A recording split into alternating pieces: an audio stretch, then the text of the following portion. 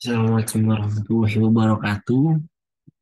Nah, di sini saya di Kualansia dengan NIM 6704 202090 dari kelas dari GMP 4403 dari mata kuliah Manajemen Human Capital.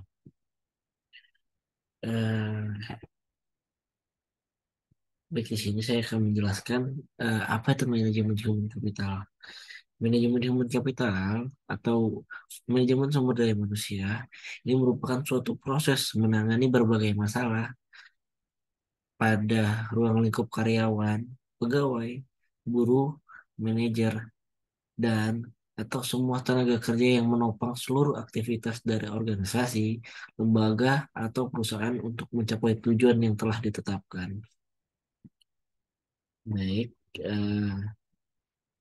topik pembahasan saya pada hari ini itu yang pertama terkait profil perusahaan, pemeran dalam kasus, latar belakang masalah, solusi, kesimpulan, dan terakhir penutup.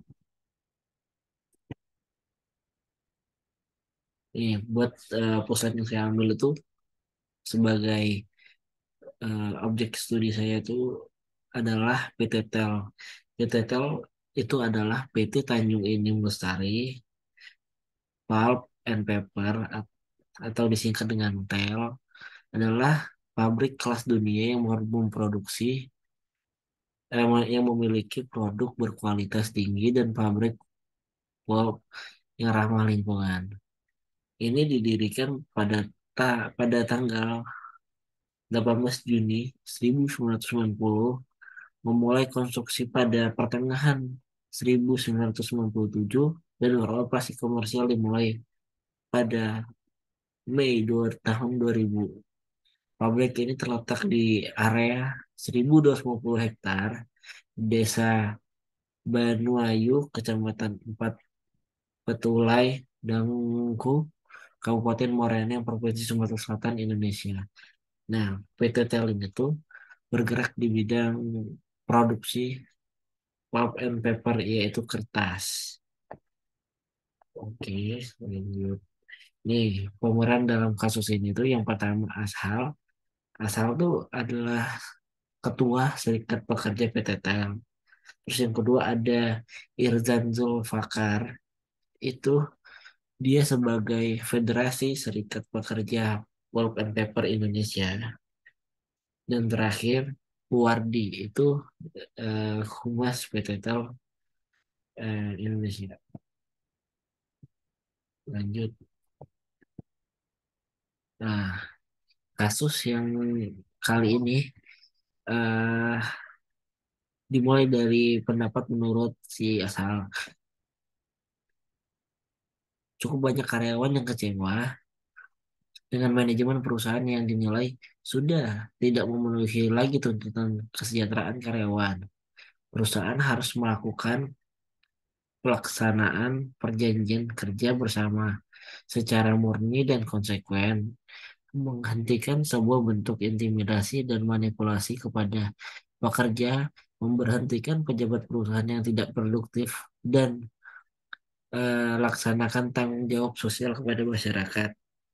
Terus menurut si Irzan Zulfakar, keuntungan yang diperoleh terus meningkat pada tahun 2007 lalu mencapai 270 miliar.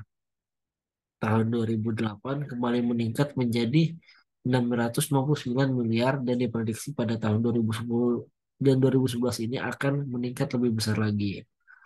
Nah, terus yang terakhir dari Puwardi, dia sebagai humas PT Tel yang mengatakan bahwa perusahaan ingin menjelaskan masalah tersebut sekaligus mencari jalan keluar dari persoalan yang dituntut para karyawan tersebut. Nah, jadi menurut saya eh, PT Tel itu belum menemukan solusi dari permasalahan yang dituntutkan oleh serikat pegawai PT Tel. Baik, kita lanjut ke solusinya. Nih, solusi dari saya untuk manajemen PT Tel. agar memperjelas lagi informasi dan memperhatikan para pegawai PTTL yang telah meningkatkan keuntungan dari tahun ke tahun, serta agar mereka merasa lebih sejahtera dan semangat untuk menambah produktivitas mereka sebagai pekerja PTTL.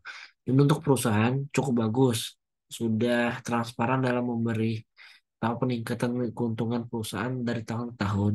Tapi saran dari saya untuk menjaga kesejahteraan pegawai PTTL dengan menaikkan gaji atau memberi bonus di setiap bulannya yang mengalami peningkatan profit agar pegawai dari PTTL itu juga merasa peningkatan yang terjadi dalam perusahaan. Jadi dia apa yang perusahaan peningkatan dalam perusahaan itu tuh karyawan juga merasakan peningkatannya.